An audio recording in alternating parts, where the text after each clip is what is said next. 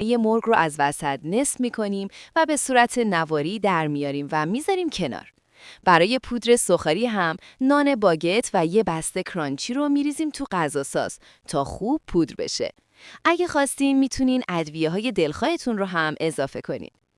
بعد یک کاسه برمی‌داریم و نوارهای مرغ رو با آرد، تخم مرغ، نمک، فلفل سیاه، پاپریکا و یک کم آب قاطی می‌کنیم و میذاریم حدود نیم ساعت بمونه.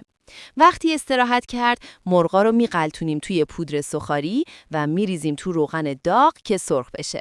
بهتره از ظرف کوچیک استفاده کنین که روغن کمتر مصرف بشه. برای دورچین، سیب زمینی ها رو خلالی می‌کنیم، میریزیم تو آب نمک و بعد آبکش می‌کنیم. 5 دقیقه توی آب جوش میجوشونیم و سری میندازیم تو آب یخ که شوک بخوره.